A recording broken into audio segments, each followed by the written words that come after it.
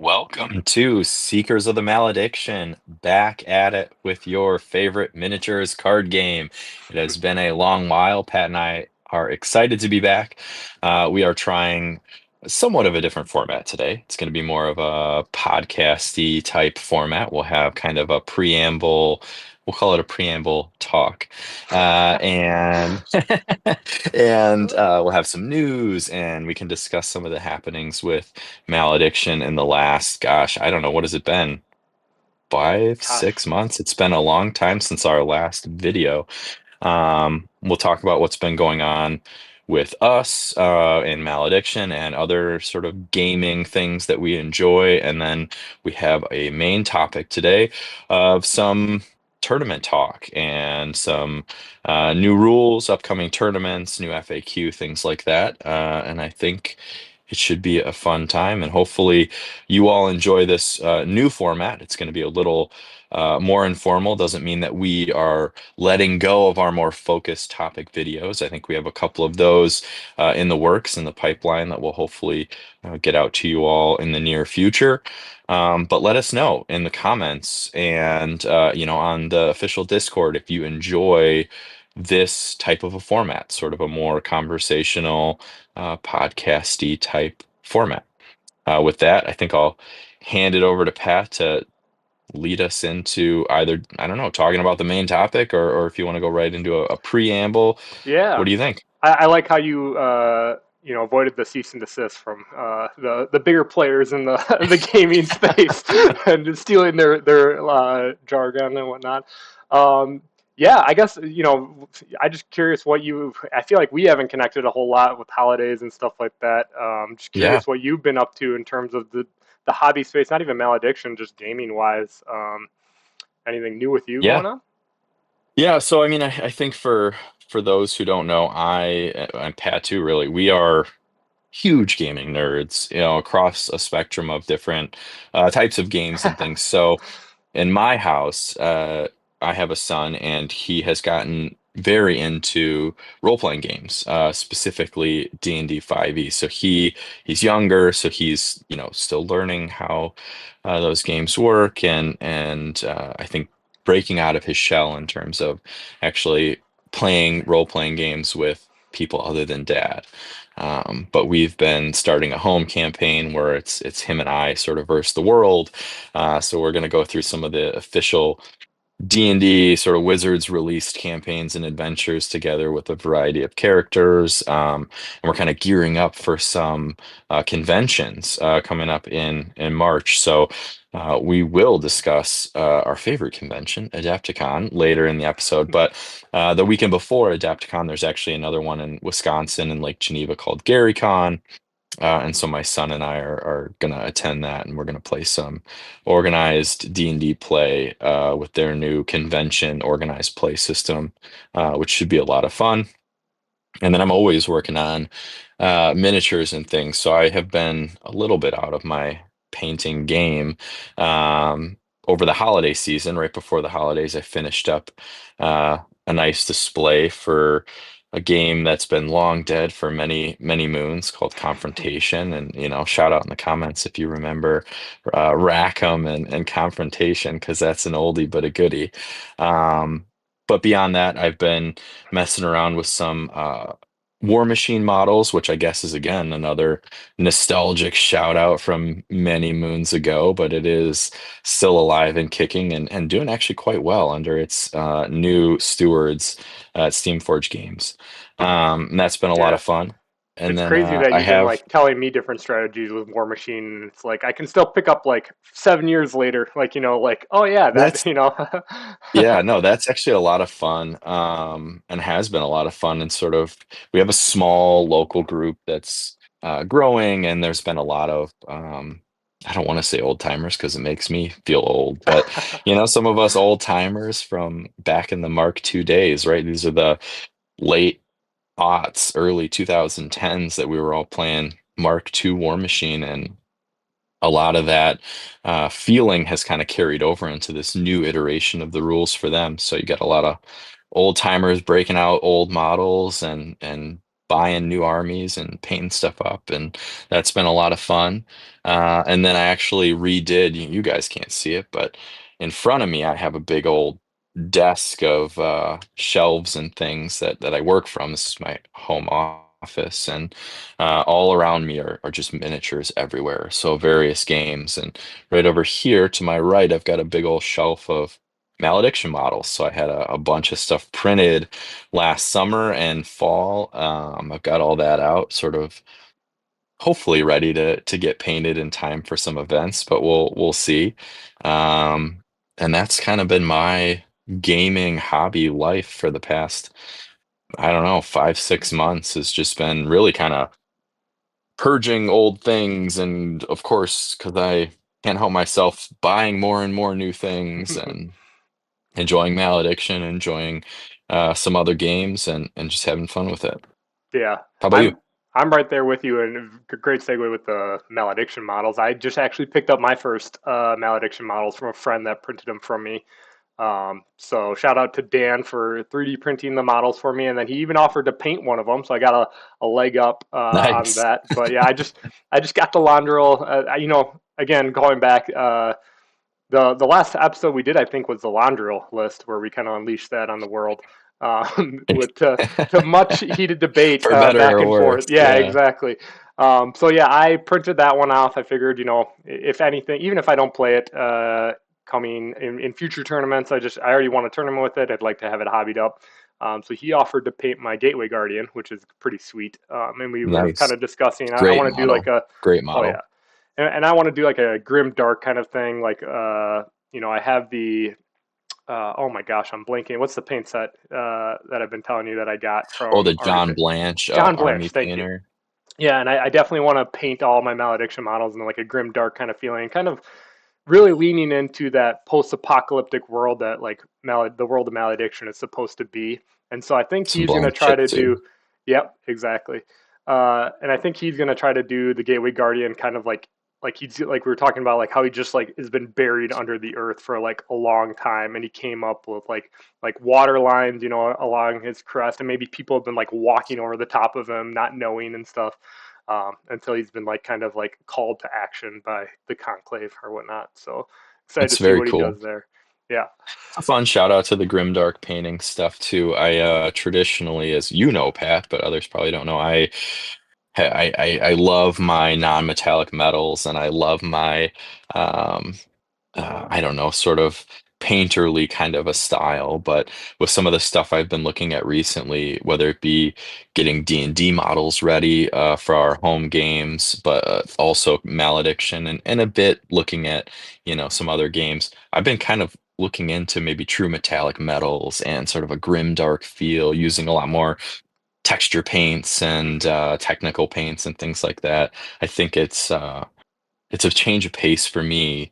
Um, and fun and fast. And I've done, a number of models probably a couple years ago now at this point, in that style, but it was fun. It's kind of like you're always moving, you're always kind of Hmm. adding and moving things around. It's more about evoking a feeling rather than sort of maybe even a realism to an extent. So it's a really neat style. I encourage people to go check it out. There's like a million really cool videos on YouTube showing off that style. So Yeah, we'll see. Like I said, I got the Army Painter John Blanche sets, and I like those because I suck at like color theory. So like if I like get sets and I'm like, all right, I'm just painting with these colors, like usually I feel like I have like brush control and stuff, and like understand like the different techniques enough to make it look somewhat good. One thing I've kind of like seen other painters do, like like um, Marcio, or what? I'm sorry if I'm ruining his name, but he does like oil washes and stuff, and he can like paint like gorgeous minis in like an hour with oil washes, and yeah, it's like yeah. Oh, I know Marco Frazzoni. Yeah, Marco, thank yeah. you. He does. I love his videos, but I will say I watch it and he's like, I did these 11 models in 4 hours, and you're Right. like, how? That would take me like maybe not 4 months, but it would take me like a month to Yeah. do 11 models of that quality. It's wild. But to be fair, this is, a guy who wins Golden Demons. He wins. I think he won like a Monte Sansevino award. Like he just Verco's Vault Award, things like that. Like he's fantastic. He's unbelievable. But so maybe we can't emulate his time, but his videos are a lot Yeah. of fun, super Well, and the informative. oil washes, I just feel like, oh, man, they pull out an effect that would just like getting more than just like normal washes, right? Like Nolan oil and Yeah. stuff like that. They definitely have a different effect. And the like water-based washes, I feel like they just kind of go everywhere and you can't really control them. Where like oil-based washes, you obviously are cleaning them up and really, rubbing away off the surface and stuff. So it's really leaving it where you want. But we'll see if I have enough bravery to try that. I've never done anything Yeah, like I that. mean, even in my cleaner style of painting I've done in the past, I still use oils almost as like a pin wash technique where it's very controlled. It's a thin wash and you're doing it and it's just going into the little crevices of the model and really Yeah. popping everything. So yeah, oils are a good shot too. They're fun. I think they're less hard to use than people think. And I've just really do like some neat I've seen stuff. some videos of like Miniac and stuff. I think he used it one time and he like had a bad experience where he didn't let it dry all the way or something like happened and stuff. And it's like if I just don't want to ruin my minis, you know what I mean? And like I would can you even strip like oil washes the same way you do acrylic base? I don't know. That's my fear Yes. is just completely ruining something. And I usually don't like investing a whole lot of time into like the hobby side any of it. So if I'm gonna do it, I want like something to come out of it that's like halfway decent. Yeah. So it's No, more and that's a good point too. It's difficult. I mean, you can strip them, but we're also a podcast talking about malediction with, sure. generally resin or FDM models, probably resin in most people's cases, and a lot of those stripping tools can be difficult. Um, Maybe that's a little Seekers of the Malediction tip right there. I have a notebook where I spend way too long planning out my painting steps. So I'll watch videos and I'll write down painting steps and things, and even just um, like an outline, bullet points where you are pre-planning the steps in the order that you are going to do them in so that you don't find that you got maybe over into the zone and you went 3 steps forward and realized you missed something, and it's very difficult to go back sometimes, particularly if you can't strip uh, models that are made out of a particular material. So pre-plan, get a Yeah. notebook. They're Last like little hobby two news. $2 at the store. Last little hobby news. I just you mentioned on D&D with kids. I've been running my own campaign with my two daughters, 6 and 9 now, and then two neighbor kids that are I think 9 and 10. We've been having a blast just kind of playing through intro level D&D and stuff, and it's just I will say like as someone that's the forever DM amongst like friends and stuff. I think kids are like the best experience because they're like it's so easy, like you know what I mean. They're like, ooh, there's a cave, and like there's always like they're like, let's just go in and come on, you know. It's Yeah. interesting because like I think she's 11. The 11-year-old like knows better. She's like, we guys, we shouldn't go in there. And then her sibling is always just like, nah, I'm going in there and stuff. And the sibling plays a barbarian, and he just he just is so you know he leans so hard into it, but just naturally, like I'm gonna do it, like they were fighting a giant octopus, and he's like, I'm jumping off the boat. And I'm like, okay, and he always just like ends up critting and just like killing the monster like right off the bat. So like all these combats that That's are awesome. supposed to take multi rounds, he like crits it and does like 30 some damage at like level 2, and it's like, oh, okay. Uh, That's awesome. so yeah, if you have never DM'd a game for kids, and if you have your own kids, I really encourage you. I abstract of a lot of the roles, like I just tell them what to roll and stuff, and like I pretty much run their character sheets and stuff. I'm just telling them what to do, and then like it's so nice because they're not playing the game; they just are telling you what their actual characters are like wanting to do, and it's like, okay, then you need to roll this, and like um, sometimes how I wish a lot of my players would play rather than like like breaking things down and like, well, I have really high survival, so I need to like game it in a way that I'm rolling you know what I mean, rather than just like just tell me Yeah, what you're trying to yeah. do and I'll tell you what you need to roll. But yeah, that's the last thing is just yeah, D&D with kids. having a blast there as well. So with that, we'll transition into our news section. We got a couple of news items, Malediction news. Let's see here. I Really, know we how have to a drive this thing. ton A ton of, because yeah, a we've lot been has gone happened. so long, but And we probably, there is the Herald program, which is Acura Herald. This is like official tournament play. I think that Loot Studios, in general, is trying to really launch in 2026 their competitive play, right? And we're seeing that with like their representation and the events they have coming up at Adepticon, which is our main topic coming up here, as well as like their organized play on the Play Network and just their Herald program. So that got launched as well, but more importantly, we also had spoilers, right, for the next expansion coming out, which hopefully we'll have here any day now, of when it might become available. Rumors, I think, are that it will be available at Adepticon, so I'll probably pick it up there. But I've also heard that the online store will also be available right around that time. Um, so I think that maybe everything is from what I've heard too is that all the content is already like developed and everything. It's just about actually producing the product, which I know with their Game Found release they kind of ran into some issues there. So hopefully they are ironing out the kinks. But yeah, you want to touch on what we've seen so far in the expansion and the spoilers and sure, sure. I mean, I think the biggest I don't know if it's a wow factor or just really what the expansion is. It's two new seekers with their legacies, and that's there's I guess what are we calling them now? It's black white toss, but green green. yellow seeker and a red blue seeker, um, and so we have Liena, who I mean. Liena is the legacy. We'll say that. We are probably going to fall back to calling Liana the Seeker, but really she is the legacy. She is a conclave mage of some kind who's in sort of a flesh suit. The model is amazing.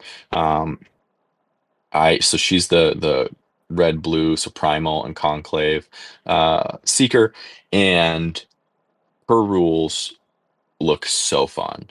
Hmm. I think, it's going to be interesting to see her on the table. She has some really neat spell copying effects, and things like that I think she's just very cool. Then there's Griza. I think that's how you say it. He is the Seeker. His helm is his legacy. He's, again, green, yellow, black, white, whatever. Legion and Order. And he's kind of a armored spirit, and he's got a couple ways in which he um, like reflects damage from healing spells on his uh, units, and he's got a couple other neat tricks. He I leans really think, heavily into spirits, right? Like that's his main yeah, shtick yeah, is yeah, when spirits die, they get like an yeah, it extra is. action kind of thing.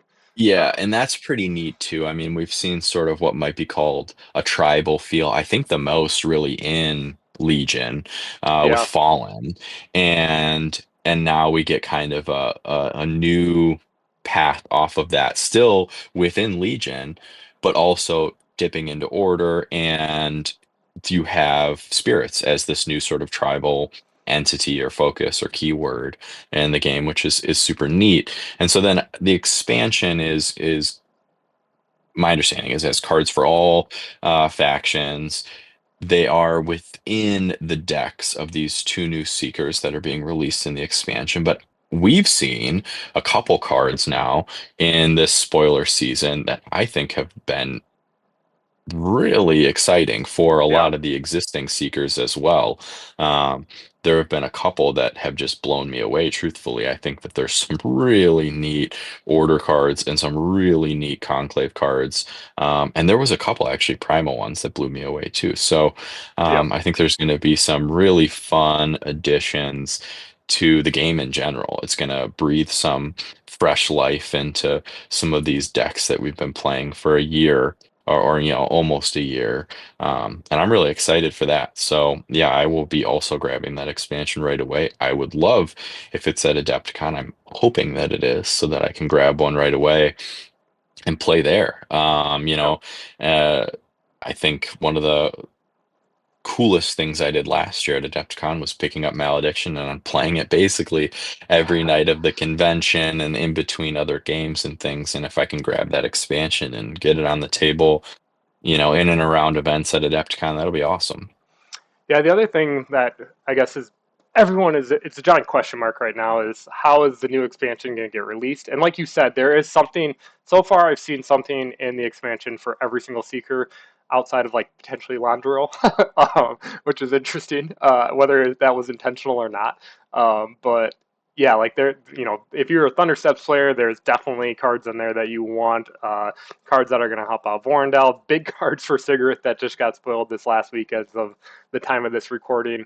So I think those big Sigrith cards could play with Landrill too. So but we'll maybe, see. We'll see. yeah. But yeah, you know, I if you've been in paying attention, this is other newsworthy. Loot's been sending out a lot of surveys recently about packaging and how I get the sense that they're wanting to repackage things for whatever reason. Um, and kind of go towards more of like a, I don't know, I'll call it a card game model where it's like you buy a seeker box, right? So like instead of like a faction box where you get everything for your faction, it seems like they're going towards like, hey, buy the Thundersteps deck or whatever, and it'll come with the deck with Thundersteps and a bunch of red cards, which to me, like I caution because like I hate games that I'm buying. If I'm playing Thundersteps and I have to buy a different Seeker's deck just to get the cards that I want or you know what I mean. Um, but I guess my preferred method would be like just expansions, right? Like almost like a box that contains everything for this new expansion. But I wouldn't be surprised if it's two separate purchases, which is like a Leanna deck and a Griza deck or more. The other thing I've heard, and kind of picked up based on the surveys going out is that for whatever reason, it seems like they want to break out the cardboard standees from their base packaging. So it's like you'll buy the STLs and cards in one thing, and maybe cardboard if you want the cardboard separate. And I think that that might be, I don't know if it's a manufacturing thing or if they heard a big outcry from people that, have 3D printers, which is their core base, right? Coming from Loot Studios, which is a 3D STL subscription based model. Maybe the majority of their customers right now have 3D printers and they're like, I don't want this cardboard, so can you sell it to me cheaper? But yeah, that I think is a change we can probably expect in the future. Yeah, yeah, and it's hard for me. Um, I don't know, to have deep thoughts on the repackaging. I think maybe it's sort of a privileged view of it really because I own it all already, right? I own all the STLs as they, currently exist for all the base factions. I own all the cards. I own all four boxes of the complete faction boxes with all their cardboard standees and terrain, etc. But that model or that product that had all the cards for a faction and had all the cards for one of the split faction seekers, and it had, all the cardboard you needed to play the game and get it on the table right then and there.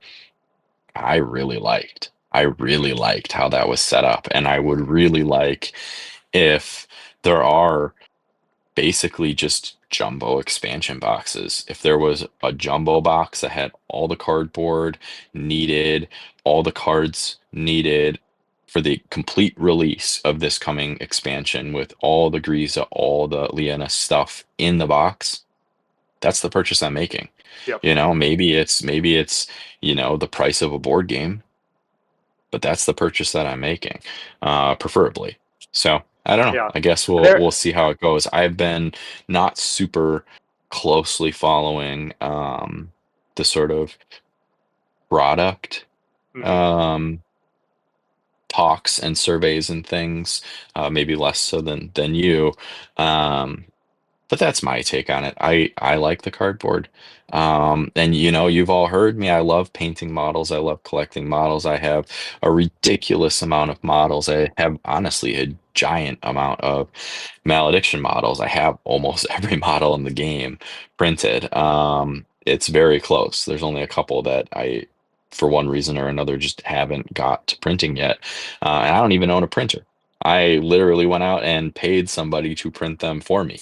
Um, I love the models and I love painting, but cardboard standees make getting this game on the table so fast, so easy, so awesome I mean, like you were that saying, you were playing immediately at Adepticon when you purchased it, yeah, right? Like nonstop, yeah, pretty much. So you definitely yeah, lose an aspect of that, and I mean, I feel like we could go on and on and on about this, and I definitely want to get to our main topic now that we're 25 minutes in, but like just the amount of hoops now that a new customer, the new customer is going to have to jump through in order to get to playing, right? There's confusion on what do I buy? What is the right purchase? Oh, I need to buy, you know what I mean? Like all these additional purchases and options is just yeah, going to yeah, confuse a new consumer, even more. But we'll see how it shakes out. Nothing's in stone yet. This is just the yeah. vibe I'm getting based on the surveys that they've released so far. Last little bit of news is that literally in the last week, in January, they dropped a bunch of updates for rules. So we can kind of switch over to that. So let's see here. So yeah, new rulebook, new FAQ. They also updated the organized play event, but I didn't see any changes there. Um, but really quickly, just kind of browsing through. If you didn't know, that actually this is the new rule book. So the rule book that comes in the game, if you have it, has already been updated and it's vastly different than what's actually printed in the package. You need to go to malediction.gg and then under overview you can download the rules there. So this is the updated rules, but then new changes to this have been called out in pink, I believe. I kind of went through here, skimmed. So here's like new changes, and this is actually wow, I flipped right to it. Isn't one of the things that I really appreciated. I think these images are new. If not, I kind of noticed it. This is the whole charging debate, and they actually have a really good graphic here showing that the Cabra Mauler cannot in this bottom one end here, even though he's engaged. Your base has to be touching the line of sight that you drew. So really calling this out and really adding this last line here in reach of the destination point.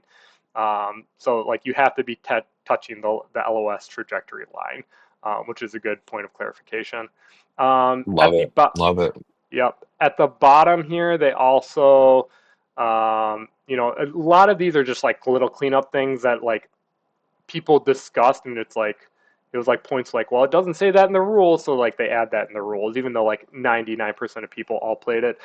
Um, this little excerpt here was very interesting to me. That if you have all four relics, you automatically win the game, which is obviously 40 mastery.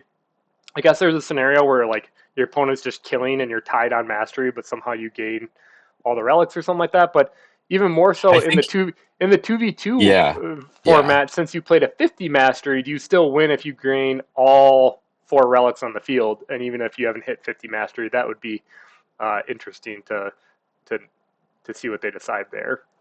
If that's That still the I think same. that is the decision is it is to avoid the situation in which you have all the relics, but you have not reached 50 mastery, and your opponents Just just refuses to never deploy. deploy another unit. I'm almost certain that I read that somewhere. So that is the intention there is to prevent an infinite Yeah. game. Um, the other thing is they I really like these. They did this in the last one, but they went back and even cleaned it up more. Is they kind of started breaking down sequences of like, hey, here are the steps that different actions take, and like where you can interact with spells and stuff like that, or abilities between each step. So this is really nice and flushed out. I think there was just some like when they did their first iteration, there was just a couple points that people were like, "This doesn't make sense." If you do it this way and interacting with this, so they cleaned that up, and then some clarification on the two like team rules, sharing of each player has their own echo pool but shared mastery, and then how initiative comes into play. So again, like if me and you, Zach, are on a team, we're playing someone, we have initiative. We can choose whether our team wants to activate first or their team. If we make their team, they still get to pick the player that gets to go first. They don't have to. We don't get to pick like, okay, Jimmy over there is going first. They still get to decide amongst them. That pretty much is it for the rules. There's some other things that are in the rules that are referenced by the FAQ that I'll kind of skip up. Um, So one, they finally hit Landrill with the smallest of nerfs they could by clarifying that absorb damage, which is what happens when you use the protection ability, can only be done once. So if a unit absorbs damage, you can't again then daisy chain it to another unit. So this kind of is a slight hit to the Landrill bubble. But I just think that I think I used this maybe in like one or two games, and even when I used it in one or two games, I had such a setup that it like didn't even matter. Like I just was doing it for fun, like because it was I funny. think that's true to an extent. And I've played Laundry a lot less than you. I think I've used it more than a couple times, but regardless, I think that this is an excellent change. Yeah. The one thing it definitely does shut down is the giving Landrill Martyr and then being the focal point to absorb damage for like so then you just pack everything around Landrill and wherever damage comes in, Landrill takes it and then redirects it to whoever like that. It definitely stops that, right? Which was a Hmm. very broken combo if you could get that set up.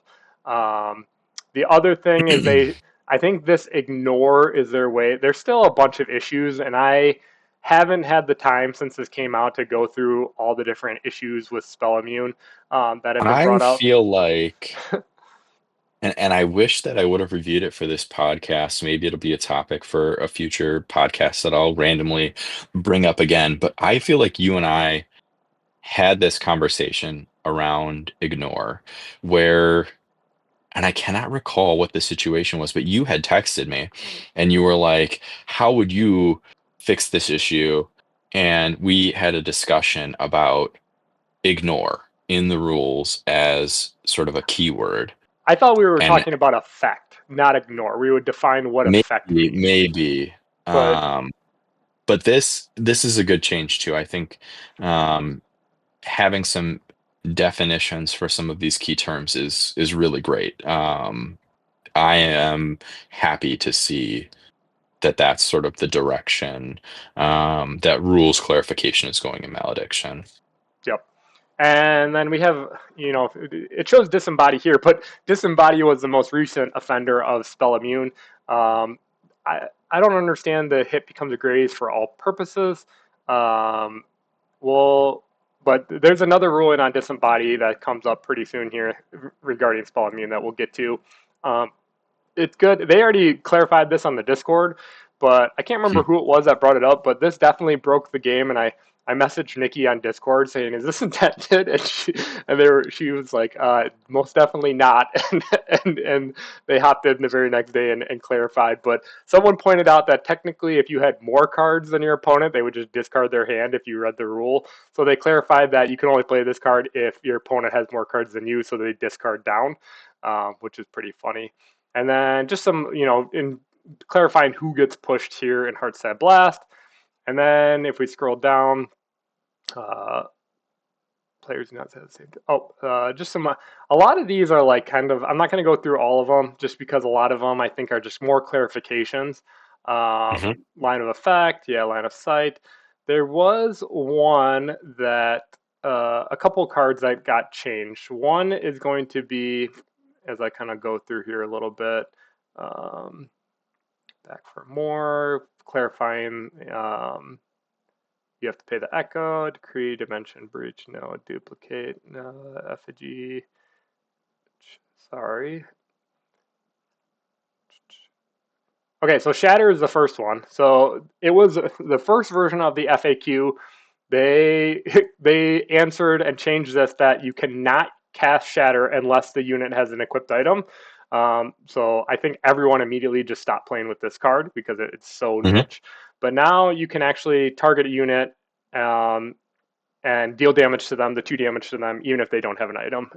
So Great that's change. great. Great And change. I think this added confusion with spell immunity because everyone was looking into it of like, okay, is is shatter of having an attachment a cost associated with the card? Like, is it a condition? Like, oh, it has to be. Since we had the ruling of previously that you cannot cast shatter unless they have an attached item, everyone was looking at other cards and saying, well, I can't do this unless this. And then you add spell immune into it, and they kind of messed everything up just based on this one ruling for shatter, With this ruling, now I think you go back and you look at other cards and realize that, you know, the effects in the card aren't conditions of casting the card, and it kind of cleans up a lot of spell immunity just by overruling this ruling here, Yep. which is good. And then the last one, I think it's down here. Will of the Forge? No, it was around the what did I just shifting winds, price of what was the card that we just mentioned at the top? Morta's card. Disembody. Oh yeah, disembody. So yeah, disembody. So they also ruled that disembody cannot affect a spell immune. So like if your thrice murder is being attacked by the Gateway Guardian, you cannot cast disembody on your thrice to have it ignore the attack essentially because it would be affecting the spell immune. And Victus Drake actually pointed out that this kind of makes sense since the guy making the attack is the active unit, and he is the one like affecting the model with the attack. That when you play spell immune, it would technically be affecting the spell immune unit. So disembody no longer works against spell immune units. Essentially, is how this reads. Um, so that's the last kind of one of note that it kind of jumped out to me. Yeah, yeah, I think that's I think I understand the ruling, and I don't know that I necessarily have an issue with it. I do think I saw a few Discord messages of confusion sort of around the way disembody is worded as it applies to spell immune, because it is sometimes difficult to parse what is the unit that is actually affected by a particular card, I think, which is what makes it weird with disembody, because the language of disembody kind of implies that it is the defending unit that is sort of the quote Being unquote affected. target. Yep. Um, and that is not necessarily the case with how the card resolves. And that's where spell immune comes in. And I think that's a fine ruling. Yep. Though I actually remembered one more, and I saw it when I was scrolling down. Is this Cleveland hit and run? This is an interesting one. So we know that simultaneous triggers, the person that owns the model can resolve them in the order they choose. If it's you have an ability and I have an ability, the person with initiative gets to decide. But in terms of cleave and hit and run, those are all on one player's model, so you can sequence them however you want, and they both trigger on defeat. What is interesting is if you cleave hit and run. So like you defeat a model with, let's say, Thunder Steps, and he has Scout's boots on. You can choose to cleave first, and then he gets to make a free attack. And if he kills again, he can. He then has it's stacking triggers. So he actually has two hit and run triggers and another cleave. So he can again he kills a model first, uses his cleave attack, Mhm. kills a second model. Then he could double move and then cleave again, which is very interesting to It me. is an interesting ruling. I don't know how I feel about that off the top of my head. I actually didn't. I didn't really put much thought into this ruling prior to the podcast. Um, It feels very but it strong. has it does, and it has some interesting implications for what really is a simultaneous trigger. Um, because yeah, I kind of understand how we have the same timing of everything, but they are separated in time, the Right. two hit and run triggers, by the resolution of a previously simultaneous trigger in the second attack from Cleave. Yep. Um, that makes it a little odd. But it's Yeah. an interesting ruling. I don't know. When I'd have to when think on it more. I think to talk on it more to see if there's any implications elsewhere in the game. yeah, I'm right there with you. When this was first brought up in the Discord months ago, um, my gut feeling just was the same thing as like it doesn't feel right. It feels like you should resolve both sequences. Otherwise, if you start like a new sequence, then like like I don't know, one would dissolve or something like that. But I'm happy to play it this way. I guess I'm not the designer of the game, but it didn't feel right. And like Malediction is a game where like usually you don't have to keep track of all these like triggers and sequences, and there's no tokens on the field, or anything like that. So like it's a very clean game, but this kind of adds a layer of muddiness and grittiness to it, like the rules, by like you have to keep track of like, all right, how many times have they cleaved attack? I mean, you know what I mean? So it That's adds a fair. bit of complexity. I do fear, I think I like a lot of these recent rulings because they do bring clarity and simplicity in a lot of instances. And going off of what you're saying here, I do fear that the stacking or rearranging of simultaneous triggers and the fact that sort of subsequent simultaneous triggers, which feels like an Right. oxymoron, still count as having the same timing so that you get these double triggers basically. Hmm. That is perhaps an area in which um, the rules are complex enough that it lends itself to gotcha situations Hmm. where those with vastly more experience in the game are able to pull off essentially gotcha moves because they're like, no, this is I'm going to rearrange the triggers in such a way, and Hmm. a newer player might be like, what are you even talking about? Subsequent simultaneous triggers go back and can be rearranged with existing triggers, things like that. That's some Right. complexity that Heaven I agree forbid is you a little kill a messy. like what happens if in between the second cleave hits like a Curse Boar and it defeats, and now you're adding in your opponent's right? So let's say first attack hits, something kills, he cleaves. Now he kills like a Curse Boars with Corpse Explosion. That's your opponent's trigger. Now you have to revert to like like who has initiative, right? If he has initiative, does he get to interject right now, even though you already had a different sequence on? You know what I mean? Like, Can you it could run get away? very You can run away from the exploding boar well. like an explosion in the background in a movie. Well, I mean, you can do that, right? If you own initiative already on the first one, but like Yeah. now you're like keeping, yeah, you could, and with more abilities, I'm sure coming on defeat, right? And like other, like, because that's what adds interest to the game to me is like getting more keyworded abilities and stuff like that, and more triggers and stuff that happen. It could get complex. So, but yeah, this is the ruling for now. So I don't know. It'll be fun to play Thunder Steps and see how it goes. But Yeah. yeah. Last little bit of news is sorry, and I said that previously, but there is a tournament coming up as the time of this recording. It is an online tournament hosted by Mercier. It's Seeker's Path tournament. It's happening over February pretty much. So it's a 3 round tournament.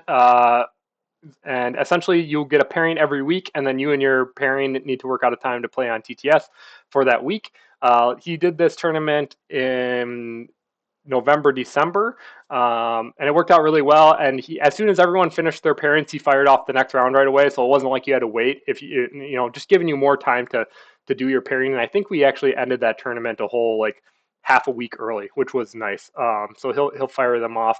There is a prize for this one, a custom Mastery Echo Tracker that's been 3D printed. So far, we have 11 people signed up, which is actually really great. I That's think, good. yeah. The last one I think we had 6 people. It was over the holidays, so I get that a lot of people couldn't play. But it's great to see these come back. We had one kickoff in what was it, April? That had like 15 people, 14 people, I think. So it's cool to see a new wave of people, exp- experienced and new coming into the game and giving TTS a try. I think Yeah, that, I see a lot of, old names I know and some new names I don't. So that's yep, great. yeah. And then with that, we'll transition to our main topic, which is Adepticon. Zach, do you want to kind of just give an overview of what is Adepticon and why we care about it Sure. so much? Yeah, Adepticon is a miniatures focused convention. I think it is probably the largest sort of solely or main focus miniatures convention uh, that exists. There's certainly a lot of, big gaming conventions out there, but this one really caters to miniatures games and miniature gamers, and it happens every year in March.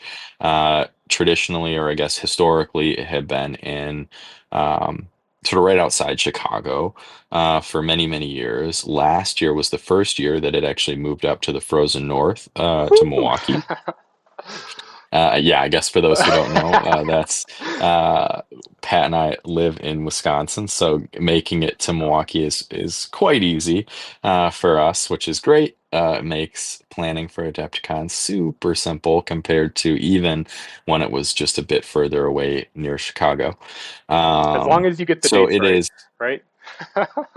what's that? Yeah, it's As like, long as you get the dates right. The joke is, last year was the first year it came to Milwaukee, and I got the weekend wrong, and I showed up to it at the Baird Center, and I was like, oh. It is not this weekend. So yeah, I gotta miss most of the Adepticon because I had a vacation planned right after that. But I was able to get back and at least experience it Sunday, which I'm very grateful I did because I got a demo Malediction, and I didn't pick it up there because I'm very, hesitant to pick up new games that just clutter. Unlike Zach, that with thousands of miniatures, I don't like a bunch of yep, clutter. So, it's so more and more. I hummed and hawed for a long time, but I was able to get it in the game found. But yeah, I double checked the dates. We do have a vacation planned right after this because Adepticon always is on the weekend that my daughter's spring break starts, which is hard to because wife and family want to get out of the house and go somewhere warm. But yeah, I able to get there Friday, Saturday, which I will be very grateful for. Um, Yeah. yeah. So Adepticon is it is a massive convention. It had definitely outgrown its space down near Chicago. It is now, yeah, at the Baird Center in Milwaukee, which is a really, I think, nice space for Adepticon. It feels like there's plenty of room. It did not feel overcrowded. I think there were plenty of areas where pickup games could happen. There were large demo halls that would house a couple games that were able to have multiple demo tables, Malediction being one. And yeah, I think it's a really nice location. I'm really looking forward to it. It is big. I mean, I don't know what attendance really was last year, but it's in like the 10, 12,000 person range for a miniatures focused game. And yeah, that's no Comic-Con or Gen Con or something like that, but it's a lot of people all playing miniatures, and it's got rooms and rooms and rooms and huge halls filled with miniature tables and gamers and very cool stuff. Yeah. Um, so yeah, the other thing just to emphasize is Adepticon has been always uh, a miniature game focus with like a really leaning heavily into the hobby side. Maybe Yeah, Zach, like when they got Golden Demon, but even before Golden Demon, I don't know. There was a gap there, right, where Golden Demon was not at Adepticon. I'm pretty sure, but they had like Crystal Brush and that's different right. things. Yeah, Adepticon had its own competition, Crystal Brush, at least I believe it was their own, for many years. Golden Demon wasn't at Adepticon for a long time. I truly don't remember when it came back. I want to say it was like 2018, that there became a Golden Demon competition that is Games Workshop's sort of premier painting competition, of very professional level painting. Um, that now exists at Adepticon, which is a lot of fun. They fill up these giant glass cases of all the entrants and their painted entries, and they're just amazing. Um, there are a number of other painting competitions at Adepticon that you can look into on their events schedule, and then there's tons and tons and tons of seminars and courses and demos and all these other things catering to the painting side of things. There are airbrush demos, there are paint demos, there are seminars and classes teaching you how to do various techniques or how to emulate your favorite painters who are probably at Adepticon actually teaching Hmm. people how to paint like they paint. You know, so Sergio Calvo and Marco Frazzoni previously mentioned. There's a Banshee. I took a Banshee class a couple years ago.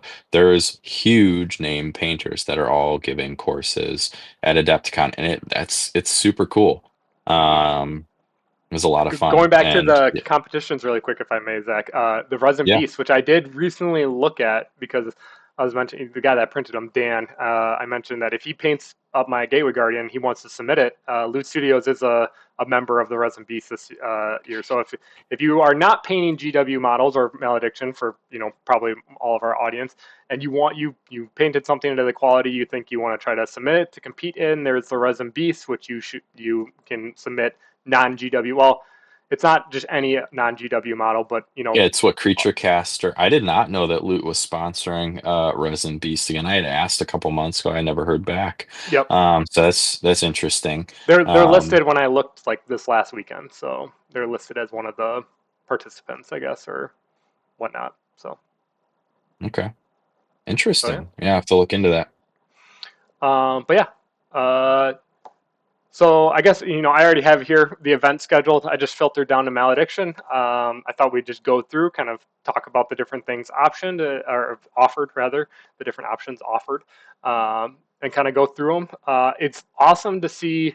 I kind of went through this right before. So much of it has already been booked, which is awesome. Yeah, Like we'll just go first day on Wednesday, which the big days are Friday and Saturday, right? Because that's when people you can take out. That's what I did. I can take off work a day for it, and then Saturday, obviously, a free. Sunday is like a weird half day at Adepticon where like tournaments are wrapping up and stuff like that. But it's not like an all day event. It definitely has a vibe of like people are ready to go home by then. I Um, think so. I have noticed that there's become more events that take place on Sunday night this year, oh, which is interesting. Yeah, I saw there's like a poker, like an Adepticon poker tournament, like that. Like, I think it's yeah. Sunday night, which is interesting. Well, I So, think the Slayer for what Sword it's and worth. like the Games Workshop stuff for Golden Demon is awarded Yeah. on Sunday too. So I think that Yep. that maybe that is all some of their feedback is like, hey, we want more people to stick around for this. Could you can we plan more events? But I remember last year when I went and I was only able to attend Sunday, like it definitely like it was like 3 or 4 o'clock turnaround, and like people were like packing up stuff and vendor booth. You know what I mean? Yeah. Like the Yeah. vendor hall was shut down. So yeah, people were ready to get out of there at that time. But anyways, so yeah, learn to plays. I think this is the so from my understanding, talking with Jason, is that Loot's going to have their own room, is my understanding for Adepticon, which is good and bad. One good that like we'll all be together kind of, and like like it'll be like very community oriented, right? That we'll have our own conference room with like all malediction stuff going on. But also on the downside is like I feel like less people are gonna walk by and like notice it, right? From like a looky loo or I don't know what you want to call it, but like if you're in the like the main convention hall and like people are walking around the vendor hall and then like offshoot of that are games being played, people might be like, oh, what is that? That's you know what I mean? That's interesting. So being kind of tucked away in our own little conference room might not pull as many eyes to newcomers, I but Yeah, and I don't know, and I can't speak to it like with any real authority, but I would be surprised if the vendor hall setup wasn't the same though. yeah. I would imagine that they'd still have sort of a larger vendor space. They've got those demo tables with the beautifully painted models, and maybe we'll get to see, the giant chunky thunder steps again, even. Um, Loot so there might definitely be has, that to draw people in, and yeah. then, there's another area that you go to play. I hope they have the same one because they hands down had the best booth. Not like Oh first of all, yeah. it was like an open concept where like everyone else's vendor booths were like like cable in front, product behind, or something like that, or just like a lot of product everywhere. And like I think that from stories I remember hearing is like I don't remember who it was, but all of like Loot's product was like stored somewhere in like in someone's room or something like that, and people like they had a guy like constantly running product from like somewhere off to like restock the shelves. But because of that, they had like just this opens concept where you could literally come in from like any direction.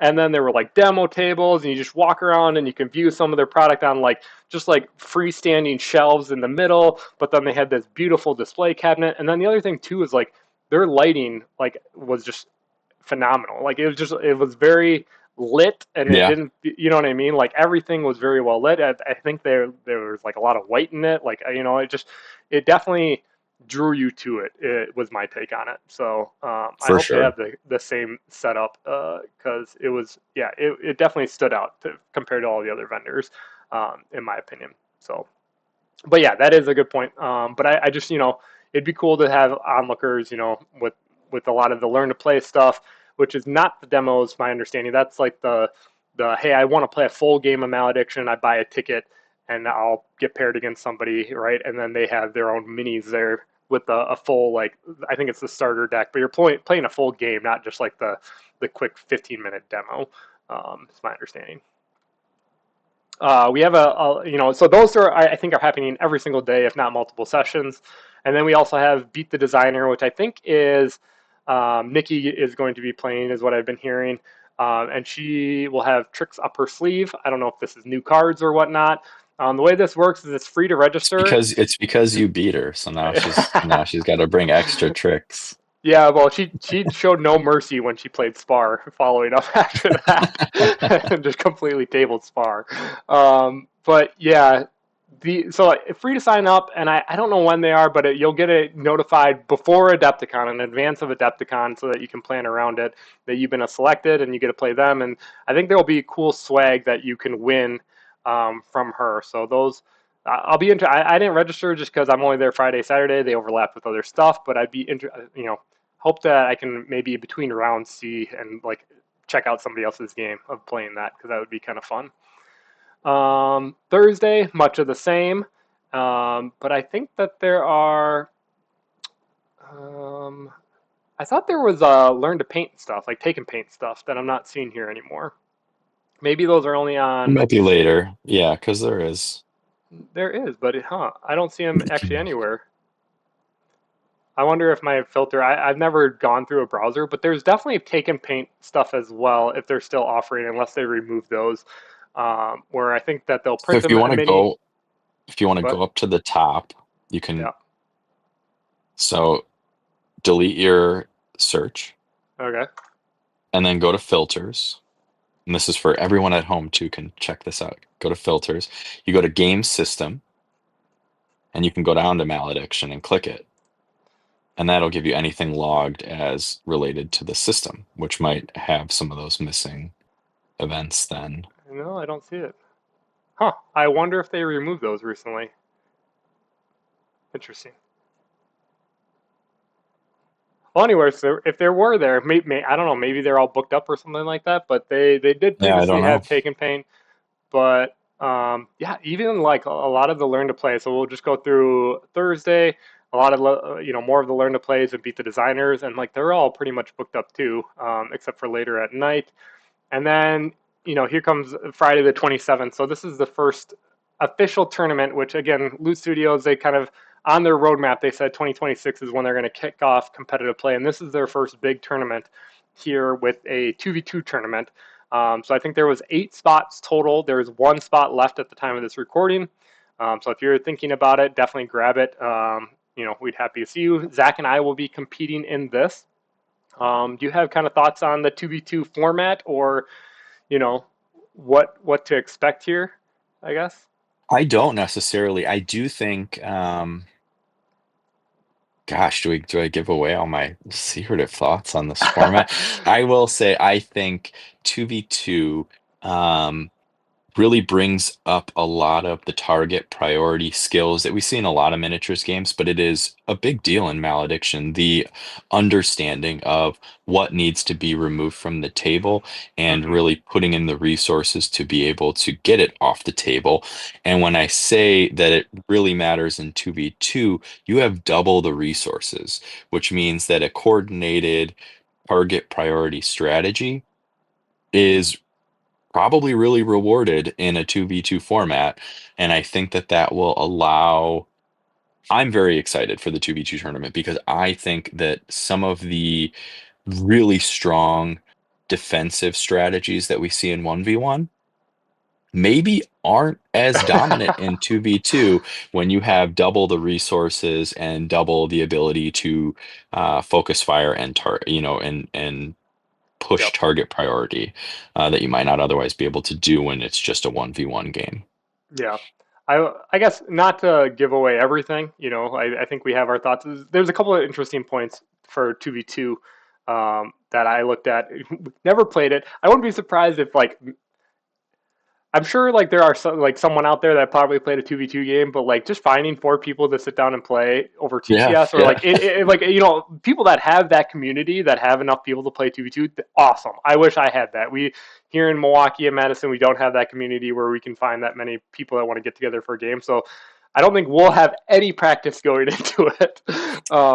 But what I saw Yeah, is it's all the just theory craft. yeah, is alternate activation. So, normal 1v1, you go, I go, you go, I go. And a 2v2, your your player, your opponent goes, right? One of their opponents, and then our team goes, and let's say I go first. And then when it goes back to the opponent, the other player has to go. It's like you can't double up like back to back, right? And then when it comes back to us, you have to go, right? So if you can Yeah, really just shut down one player and keep them on like a priest or a behemogen, right? That's gonna completely mess up turns because like you're not going to be able to defend like you would, right? Like in a normal 1v1, if I go and I do something that threatens something, you can immediately go with any of your pieces that you have left unactivated to kind of like counter that, right? But here you only have half your team's resources to kind of like counteract that, which I think is going to be really big and kind of goes into that target priority that you're talking about. Um, yeah, but then the other thing I'll mention is that I think that my hunch is dual faction seekers are going to be at a very disadvantage because where 5 mastery differential doesn't feel that big in a 1v1 game, if you are playing both dual faction seekers and the opponent is playing both like single faction seekers, 10 mastery differential is, I feel like, really big. Like that is a big difference. fair So enough. Yeah, I feel like, I could see one dual faction, one single faction, but I definitely think that if you are thinking about running 2 dual faction seekers, you are going to be on the backhand, because my experience tells me as well that I think the games will be long. I think that they're like each round is going to be very long. A lot of rules that people don't understand. This will be back to like call back to confrontation when we actually get together like a game there last 2 hours, even though it shouldn't because like we forgot all the rules and you have to look up everything. But that's my guess is that each round will take a significantly longer, but the game will be over by round 3, 4 at the least, at the latest. I feel like games are going to end very quickly in terms of round length compared to like 1v1 games. That's my suspicion, but again, I've never played 2v2, so who knows what's actually going to happen. yeah, um, yeah. yeah, so and then more learn to play, beat the designer stuff, and then we have Saturday, the main event here, which is the 1v1 tournament. This is a 32-person event down to 4, which again, for the first official tournament ever, and like not, the game found officially made its way. I think Brazil got its content by now, but like U.S. got it Hopefully, last summer. hopefully. Yeah, U.S. Now got it you're just summer of rubbing salt in last the year. wound. Otherwise, U.S. got it in the summer. I think Europe got it in the fall, and then like Brazil, I think just recently got it in kind of like December timeframe. I hope, but I think everyone has the game found. So the game hasn't even been officially launched. You could buy it early at like conventions like Adepticon and stuff like that, but the game hasn't even been out for a year. And to find almost filling an event of 32 people for your first, that's a big win. I feel like. So I I hope agree. that I they agree. I was continue the really happy to momentum. see even 28 people for the event, and you know, for those You were watching, there's 4 you were spots left. debating Get playing there. something else, right? And the fact that it filled up this much kind of committed you to. I mean I don't mean to speak for you, but you're going to be in the 1v1, right? I am, yeah. So I currently Okay. have a ticket to the 1v1. And you're right. I kind of was hemming and hawing. Saturday's a big day at Adepticon. There's a ton of stuff going on. I play a ton of different games. And there are a couple other events that were interesting to me. And yeah, I had kind of made the comment of yeah, I think I'm gonna grab the 1v1 ticket. We'll see, how those ticket sales go. And it went very well. And really, I held on to my ticket because I was excited to see that Yep. we have 28 people. That's great. Did you have to miss out on your confrontation? One person versus one person total I no, event. I sadly I gave up a Mordheim event. I think there were a couple other games I was looking at as well, but I was looking at Mordheim on Saturday. Yeah. Well, maybe you're going to be there more than just Friday, Saturday, right? You're potentially going to be there Sunday as well, or I Yeah, I'll be there probably Thursday night to Sunday afternoon. okay, cool. Yeah, and then I think Sunday is just more learn to play spots. in the morning. But yeah, I think that this is a really full slate. You know, I got a lot of learn to plays left on Saturday, but again, I think this is to be expected. And like when they came out and picked Saturday, I thought that this was going to be the nail in the coffin. That like I didn't think I was blown away because I kind of I voiced to Jason and some people that hey, I think you guys should do it Friday and you'll get a lot more people registered because there's a lot of big events that people are coming to Adepticon that they don't want to miss their 40K or their Age of Sigmar events or warm the kill team. All those kind of bigger, more pre-existing games are having their big events on Saturday. If you put theirs, you're going to lose, and I'm sure they did lose some people to other events. And you can see that with their Learn to Play Malediction, right? Ain't nobody signing up for Learn to Plays on Saturday when there's main events going on elsewhere, right? So Yeah, yeah, yeah. There's a lot of um it tends to be the day for the main tournament for whatever game you are playing. So you are competing in a pretty crowded marketplace. And yeah, to have a nearly full 1v1 tournament on Saturday is a really great sign, yeah, truthfully, for the health of Malediction, the interest in Malediction, and that people are there wanting to play it as a main game. I mean, that's really cool. yeah. To kind of wrap up here, just really briefly, just touch on the event information. So it is using the organized play packet, which we'll just briefly go through here at the very end. But the interesting thing here is Adepticon very much behind the hobby side of things. Usually, you have to have fully painted miniatures in order to participate in anything at Adepticon. They don't want resin or metal minis being played because it's supposed to showcase the hobby. Malediction apparently has an exception where you can bring not only the cardboard standees, which I think is great. I think that I don't think anyone would have balked at Adepticon if people were playing with cardboard standees. Yeah. They're high definition images. They're colored. Like it still gets the point across. But it's interesting to me that they're allowing you to play with resin printed minis, unpainted minis. That's just weird to me, considering it is is It's weird Adepticon. in general, and I don't know when the policy changed. But yeah, you're right. I mean, like historically, Adepticon required painted minis, regardless of the game, regardless of the event, just period. That was even my understanding for some of the more like casual free play type events.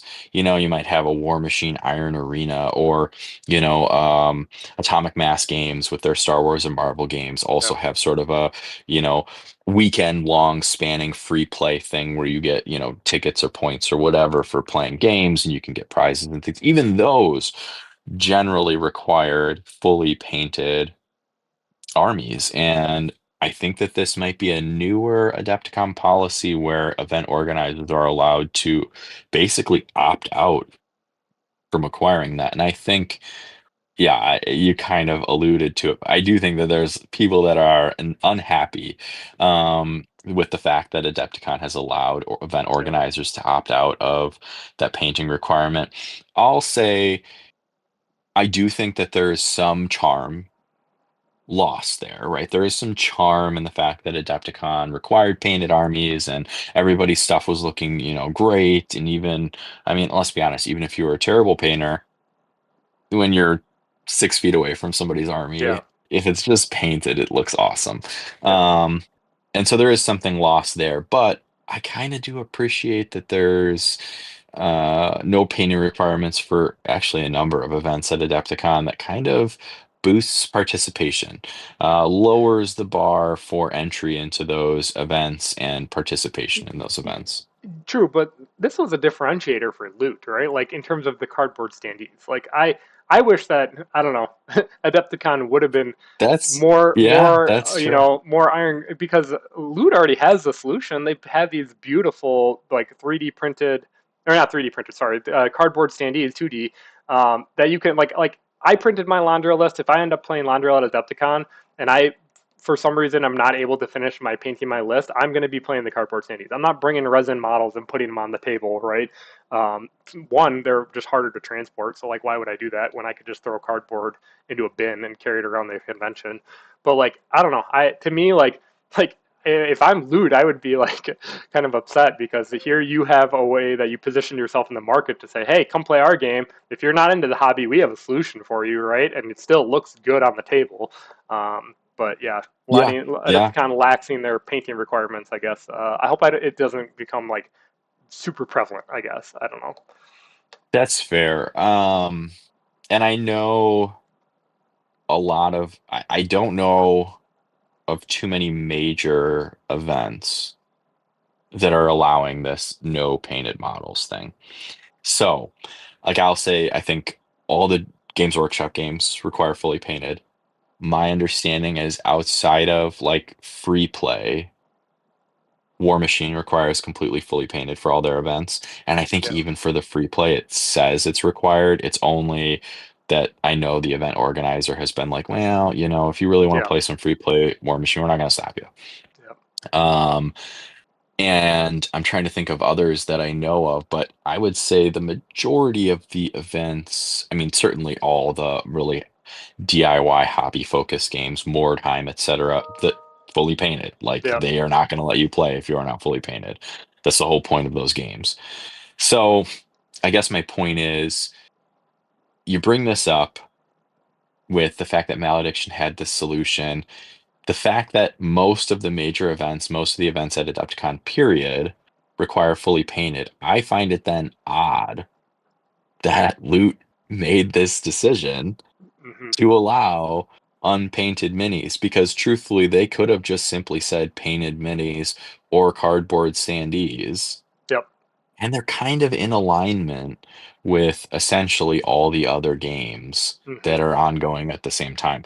I'm fairly certain that there are a couple others that are not requiring painting. I'll be honest though, I don't know what those are.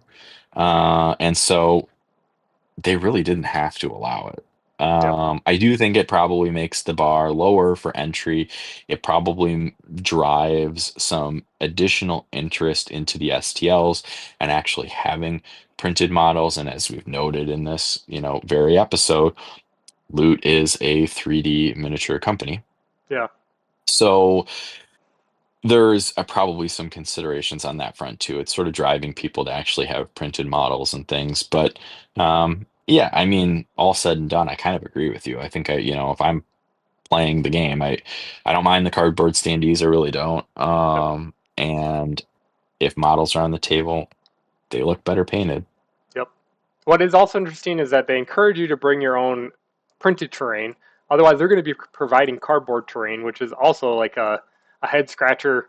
One, just because like I don't know, like I just feel like they should have universally said cardboard terrain is what they'll be using, and like unless they like I don't know if they're planning on doing any streaming or anything like that for like final tables or anything like that, but like if they brought their own printed terrain and said like, hey, if you're playing on a stream table or something like that, like we want you used to that's cool, fine, whatever, even though I don't like playing on the printed terrain because it's just so big and there's like it's not as clear as cardboard, but the fact that they're providing everyone cardboard terrain, like are they like what happens if everybody picks conclave, right? Like why, and the train comes in the boxes, so why wouldn't you just say like you need to bring your own train too? Like I don't know, these are just some interesting decisions I guess that they've made. Yeah, yeah, that is interesting. And I haven't really thought about the implications, like logistically, of, yeah, if everybody chooses or overwhelmingly chooses a particular faction. I mean, Yeah. Conclave is very likely the one that would be overwhelmingly chosen, right? Starcast Halls is a pretty Yep. universally awesome terrain for basically everyone. Um, yeah, I don't know. And the terrain always is a tough subject in general, I think, for me, because I think that the terrain is unbelievably cool. Hmm. I think they did a fantastic job sculpting that terrain. I think that there are weird issues with terrain footprints and differences between the cardboard terrain and the printed terrain. I think there are weird potential sources of or points of conflict Yeah. in 1v1 games where it's a little unclear exactly where there is because I think it's line like of sight and anything line of that's effect. above an inch, it blocks line of sight. So it's like when you're on those like the Meyer train comes to mind, right? Those they're like sloping hills. I think like the edges are base. Yeah, Like where is the half or the 1 inch line where you can no longer right. see? Uh, Exactly. And it's that for competitive play, and I did not mention we are a competitive podcast at the in our intro, but that's our history here for those keeping up with the channel. But for competitive play, the cardboard terrain is clear, it is obviously marked, it is very much like tight and great for competitive play. The printed terrain is not. It is a source of dispute. It is often unclear. The footprint differs from the sort of competitively tight cardboard terrain. And we're often referencing the cardboard terrain to interpret what yeah. is line of effect or line of sight blocking in the printed terrain already. And it's just I don't know. It's a hard subject for me because I find the terrain looks amazing. I have a number of sets of the printed terrain, and I love it. Are you going to be bringing yours? I'm not. No, I am going to be playing on cardboard terrain. Like Just I just, just it's the fact too. Like I understand for like a local like a tournament maybe or like for yeah. your regular game night or whatever playing on it because it's amazing. But like, can you imagine bringing your train to a tournament and lugging it from table to table?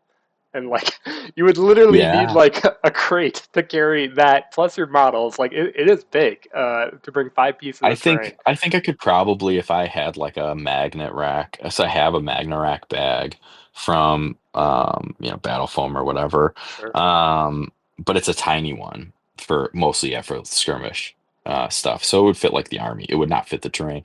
I could get a bigger one. I could spend the money to get a bigger one and Yeah. magna rack the terrain on the bottom rack or something, and it would probably work. But you're right, it's a pain in the butt to lug it around, and it's pretty easy to walk around with, Yeah. four What cardboard pieces. what I want to know because I'll be bringing my mat. I do not like playing this game with the cardboard triangles to mark out the zones because I feel like the edge of the I board, hate that.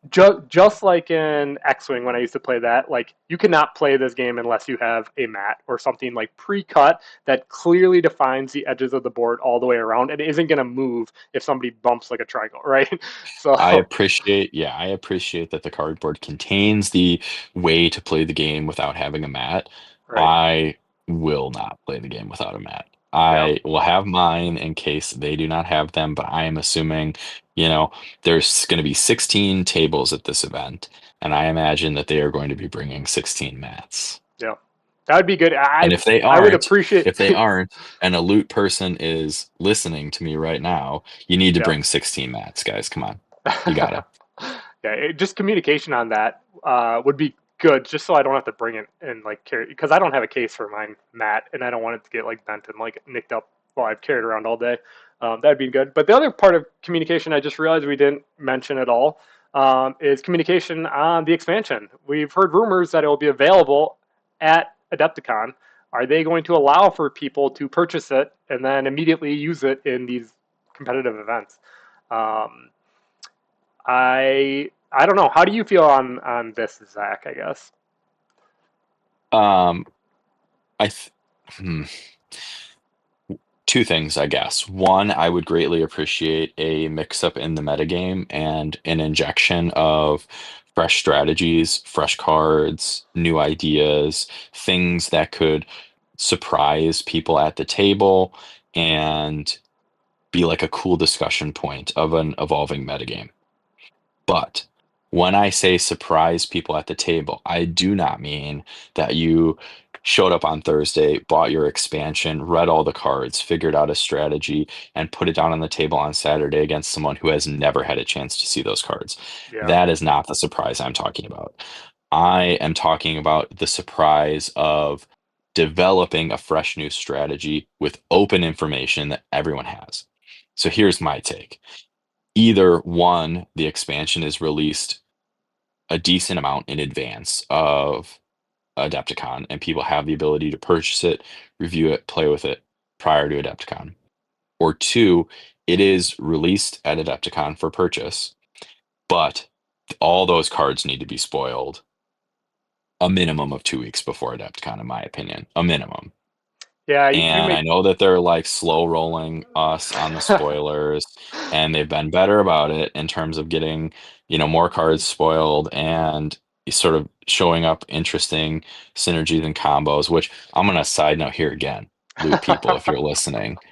I know that you got my communication and have seen my talks about combo synergy, etc., and things that I recommended. And hey, I've picked up that you're using that language where, I smell what you're stepping in.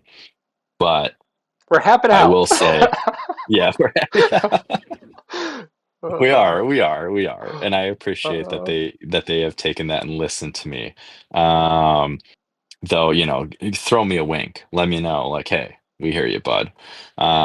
Because I would appreciate that. But I'll say, if you are hearing us now, you've you gotta be clear mhm. about what the intention is for tournament legality of the expansion. One. And then you have to either stick to it. It is not legal, which I will say will be sad and not the course that I recommend. Because I do think that it's been a year. It will be at this point, come Adepticon. A fresh metagame would be awesome. Yep.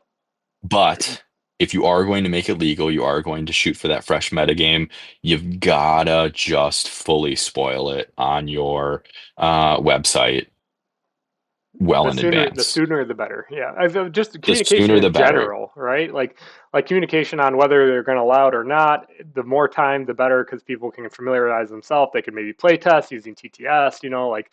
Like just more like other than the spoilers, which have been, they're fun, right? And they've Mhm. definitely been ramping up, and we've definitely seen more interesting cards over the past couple of weeks, especially since now that we know Yeah. the new seekers, and we can be like, oh, this works with it, right? Like before they've launched the speakers, I was pulling my hair out because I'm like, I have no idea, other than like applying this to like thunder steps, right? A random card or something like that that might Mhm. work. Like you just didn't understand it, but now like that we see all the synergies and whatnot, everything makes sense. So I'm glad that Yep. those are finally out.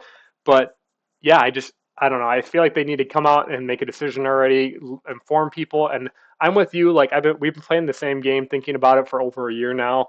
I'm kind of like, honestly, that's been the lack of content on the channel. Is just like I feel like we've explored the game entirely, and we're waiting for something new to happen. And like I think we're waiting for all the spoilers to. I don't want to do like spoilers like every week as it comes out. It just feels like it'd be overkill. I'd rather get a full picture of what we're gonna have and then talk about decks and meta. You know what I mean? Because like I just don't want to go Yeah. too down in a rabbit hole and then something come out and it completely changes it. Right? Once we get all the Yeah. spoilers, we'll Completely dive fair. back into the Completely game. fair. But I could totally talk. I think you're right. I could totally make content on, for example, the new unit that came out that like exhausts to, what is it, cancel like damage rolls or something. He does makes it a something quick wild. raise. Makes it a Yeah, quick yeah, raise. yeah, Yeah. yeah, yeah. That's right. That's right. He's I'm super interested in that unit. I'm super interested in that card. Super interested in talking about how he goes into Sigrith and Landriel. But you're right. There's going to be more content. There's going to be things that sort of place that figure or that unit into context. I don't even know how he exactly fits in the grand scheme of Grixis. Yeah. And, I, like, I don't know if mm, he does, but maybe. I mean, I don't know either, but the like he spirits, like, might, and yeah, there might be some things that we're missing. So I agree with you. I'm fine, as we're releasing stuff again that we talk about some of the new spoilers, we mention them, whatever. But you're right. I mean, there is a lack of content from us. There's a lack of content from everyone out there talking about malediction because we kind of have, yeah. really dug into this metagame. I don't know. I think there's, of course, fresh ideas or fresh takes, but it's more at this point, in my opinion, like really like small technical tweaks of people trying to really min max thoughts that have already been largely established with regards to the metagame and how things play, how things should be used on the table, strategies, etc. 100% agree with you. I 100% agree that the sooner you can fully spoil this expansion, the better. Communication regarding whether or not it's going to be tournament legal, um, is just you just have to do that, period. Yeah. Like ASAP. Like, you know, whoever is listening to this, if you have the ability to let people know if it's tournament legal or not, pause the episode, go to the website or the Discord, and let everyone know. Yep. Uh, Um, like I don't know. My wish list, it's legal. yeah. And the cards are spoiled well in advance so that people can begin playing with them and experimenting with them, and that there's a rush to buy the expansion that Loot loves at Adepticon, and we get an awesome fresh new metagame that is super cool. So you made a good point, and I've talked to a couple of people about this, and I feel like we are definitely the minority in terms of like allowing it, because I think we, like we said, we want something fresh and we crave it, right?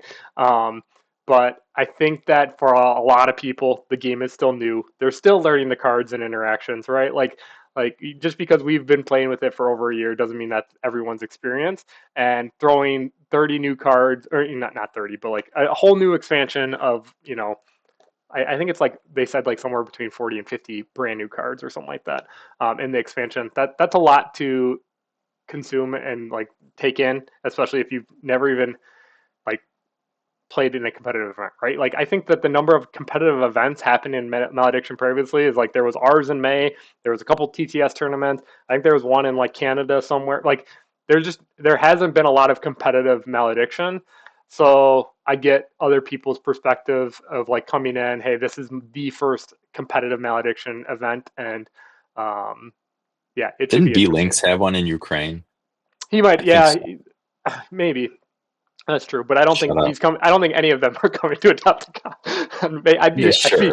presently surprised if they are, but yeah, maybe I don't know. Yeah, get your ticket, man. Get Yeah, over here. yeah, Come beat us up with Colin or Laundrio. I guess he's on Laundrio now. But yeah, um, yeah. But that's I think Adepticon.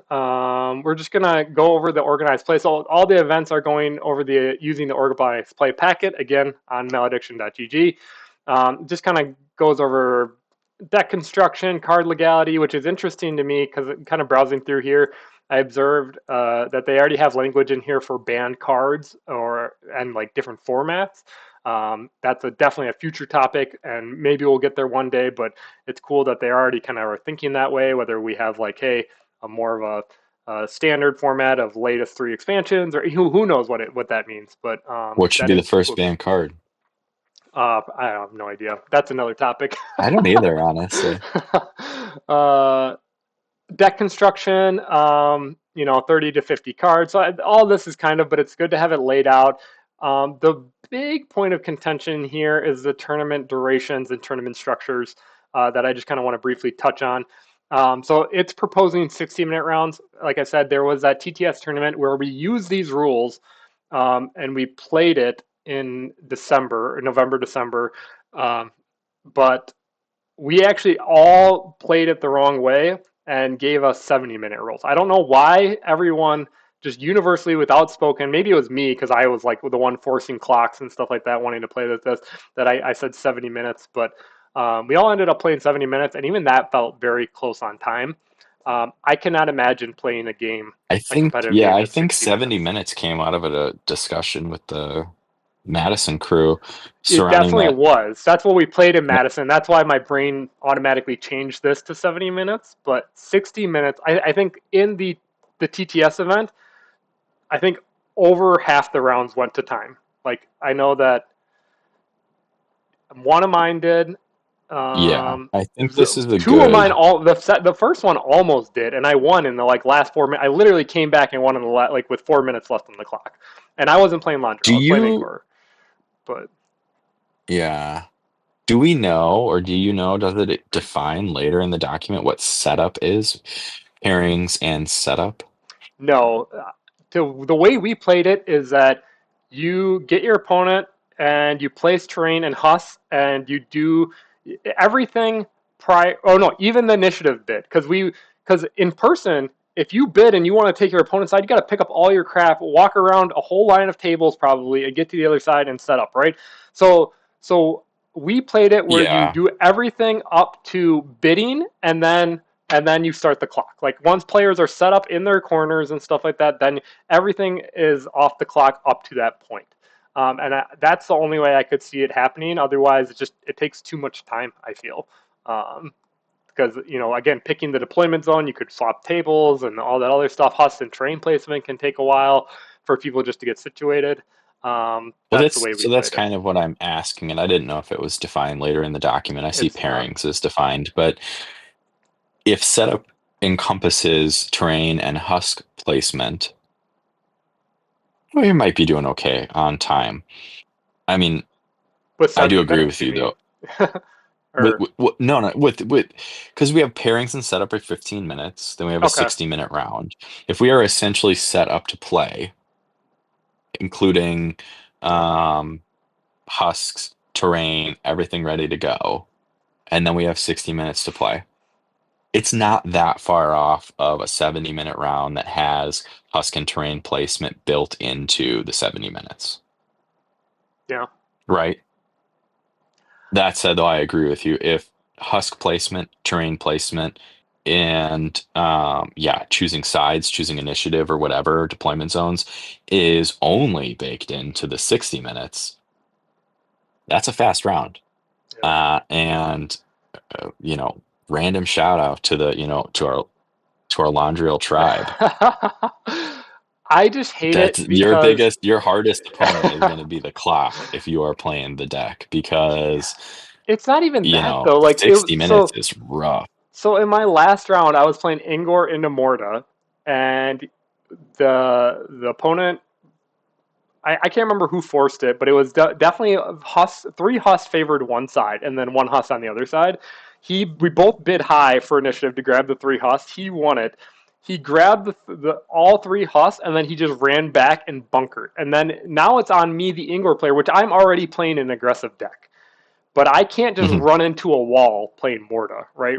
Like running. So like I had to get there, then set up, make sure everything was like ready to go to engage. You know what I mean? Like that all takes time, and it like again came down to the final dice rolls where I killed a model with the like dropped it, and then I feel like it changes the game to what it is like the core rules of like playing Malediction, playing to 40 mastery, versus now like like every game going into it is now about playing for dice down. I feel like I'd rather this be like 80 minutes to be honest with you, where you don't have to go in with that mindset. But with 60 minutes and even 70 minutes, I'm going in thinking that, and this is maybe why I don't play Londril, honestly. Although the manifest is in the game and just can like win you the game of like, oh, there's 1 minute left. The manifest your relic holder, good game. You lose 10 mastery. Um, but yeah, again, I'm participating in the February tournament, and it's really to test Londril and to test these clocks again and feel how it goes in terms of like the. What's interesting is When you that had up the February tournament, I saw that it was listed as 70-minute that rounds. exactly. I was just going to call that. They I don't know. Mercer decided that 70 is it's up to the event organizer. These are just what's recommended. This isn't like this is what must be played. I wish that they would come out and either amend this or say what Adepticon is using. They've just referenced the Adepticon events just reference this, so I assume it's 60 minutes. I would Um, assume that, yeah. yeah, but it's just every I do every single think game, regardless of who you're playing, I feel like you need to start thinking about from round one, like how am I going to win in 60 100%. I minutes? think there's a huge premium on uh placement, positioning, movement affecting cards, whether that be uh, Leastrum Stride or Telekinesis or there's a variety of others, but there is a premium on those types of cards to make incredibly aggressive early husk plays that are probably necessary in a a short clock environment Yeah, I mean where slower honestly, play like decks are going to struggle in. depending on the matchup with Londrel, I'm just jamming Rogarth and the Devourer in there for more 9 and 8 cost bids because Londrel then like depending on the matchup, I have 4 7s, 2 8s, and 2 9s to bid and try to grab initiative. And I guarantee, like, if you have ever played Londrel and you know the meta and matchup, the way to beat Londrel is to deploy Hustler that heavily favors one side, grab 3, and then just stall out the game, right? Like that is the new way to beat Londrel. But Londrel has a lot of high cards to bid, and if you can grab 3 and just survive without like one less protection unit, that's going to favor her a lot as well. So I don't know, like I just don't like the I hate the clock. I guess I do, yeah. No, I it's a feel you. necessary You're evil, right. but I mean, I do think that there was some strategy with the defensive builds where you could grab one husk and you knew that your opponent had to come to you to essentially win the game, yep, which allowed you to, establish your board and develop a lot more than you otherwise would if you were trying to aggressively push forward. And then you were put in a position that you basically, yeah, you were the immovable wall. You were able to just chip away until you picked up another relic or just chipped away enough points that you came out ahead. And that might be an issue here. There might be now a need to not just sort of grab one and develop, but you need to grab two. You need to be aggressive enough to yep, grab two. Um, and you can probably then develop in the same or similar fashion for these defensive builds, but you do probably need to inject more aggression into your game with regards to grabbing early husks because you do not want to be caught, yeah, in that situation where they got 3 husks early and they don't come to you. yep. Yeah. So that's what I'll be testing out in this February tournament. I don't know. 60 just I feel like even if I were to play Ingor, there was multiple rounds where like it came down to the final minutes. But and Ingor is one of the most aggressive decks I've played, I feel like. But we'll see where it goes, I guess. The other thing that I guess that favors Landrill, in my opinion, although it doesn't matter if you're just playing for first, but this February tournament is 3 rounds, and then Mastery Differential is the tiebreaker, which I think it go down here as the tiebreaker. So Landrill's really good because you're not going to lose anything, and the most you'll ever probably give up is like 20 mastery if they have 2 husks, right? And it's in a tie or something like that, or if she kills one unit. Yeah, Um, but yeah, typically Landrill games end up like, you know, 40 plus to 0, right? Or 40 plus to 10 or something like that. So that's one big difference compared to like a Thunder Steps, which will win, but like Thunder Steps is probably going to die almost every single game that you win, unless you just like table the opponent and it comes back, or other it's been ones that it's been a long time since I played Morida, but I remember Morida feeling that way too. Morida was very much like a tempo snowbally list you're going to lose a bunch of that, little fallen and give up that mastery I that was way. I Yeah, was grinding out games and winning, but it was winning by like a differential of like 10. yeah, yeah. So that's just something. But again, I think that everyone is for a big tournament like this. Everyone's playing for first. I don't really care if I'm second or 10th or last. At that point, if first, 100%. Yeah. you're either first or Play, last, as Ricky Bobby would say, yeah. right? You're making good points, right? Play to the clock. You need to adjust your strategy for 60-minute rounds. That might mean adjusting to be more aggressive early, even if you are playing a defensive build. Um, it might make for some very interesting aggressive decks. Heck, if Leanna is legal, there Oh my might be gosh. some crazy husk movement shenanigan aggressive plays that are very good with her that I think is probably a topic for another podcast or video.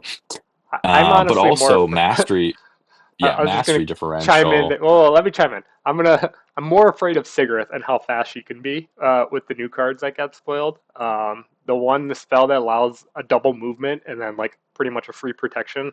Uh, Sigareth does not need movement shenanigans in her deck. I feel like because that's the one thing that like holds her back is like you can't smite me, but yeah, getting her to just run around the table and bonk things seems really scary.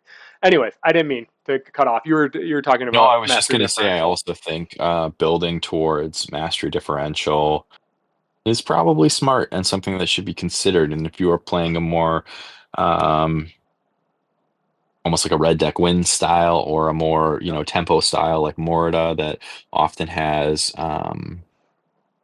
low or small differentials between the winning and losing players, you might want to think about adjusting those builds or adjusting those strategies a little bit to take advantage of the fact that mastery differential is, Yep.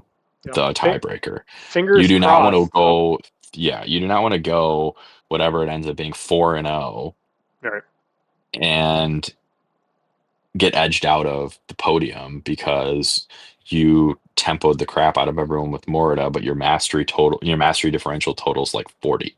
Yeah, God, that goes back to War Machine days where there was 4 round events, but we had like 18 players, and then the pair down guy ends up undefeated along with the other guy, but you got the pair down, so your strength of schedule is weaker and you lose anyways, right? That never feels good. But I was going to say mastery differential, fingers crossed if we ever get there and it's more than there's a qualifier day, right? Like that decks are going to play a huge part in with mastery differential to make that top cut to like top 8 or top 4, whatever they want to Hmm. do. Um, that would be exciting if we ever get there with like larger events as they come. But right now, it's just whoever goes undefeated at the end of the day for both of these events is going to be the winner. So it doesn't play too big of a difference right now for the Adepticon. I think that's going to do it. This was way longer than I kind of anticipated, but again, I think we had a lot to talk about over the last Yeah. 6 months or whatever that we haven't really got together and talked Malediction. But yeah, if you guys like this new format, please leave us a comment. If there's anything else we might have missed regarding competitive play, rules updates, or Adepticon in general, and you want to share that, please put them in the comments below. We'll have some links to these rules updates if you're looking for them and not quite sure how to get there. Anything we showed off, we'll put a link in the description below. You got anything else before we sign off here? Nope, nope. Just happy to be back. Love to see the new and continued interest in Malediction, and really looking forward to Adepticon. If you end up going to Adepticon and you see me there, please come say hi. I Yeah, you know would welcome that. So absolutely. that would be Yeah. great. I know that Friday is going to be the one day that I'll probably be out super late and stuff like that. So I don't know if we'll hit up restaurants or some bars or something like that, but or find a hotel room that we can crash and play some late night Malediction or something like that. I'm not quite sure. I remember back in the early days of Adepticon, they would just never close the gaming halls, and you could just like game at like 2 a.m. and stuff, and that was actually War Machine used to have an event that used to be like a speed round that would only happen between like midnight and like 5 a.m. That used to be really cool because I remember Travis played I in it one do time and he was like just dead when and then he had to like judge an event like right after that. I'm like, I dude do know hasn't that slept there in are 24 hours. some little rooms. I mean, they're not little. They're Yeah, larger, sort of banquet hall type rooms in areas of the adjoining hotels. And you can get there. You have to leave the Baird Center over these like skywalks, but there are these rooms in the adjacent hotels where people tend to gather and game later at night. So last year we were playing till like 2 or 3 a.m. In some of these banquet halls, which was pretty fun. nice. Well, yeah, if you see us there, come say hi. I'd love to chat Malediction, get to know all you guys in person. But until next time, have a good one.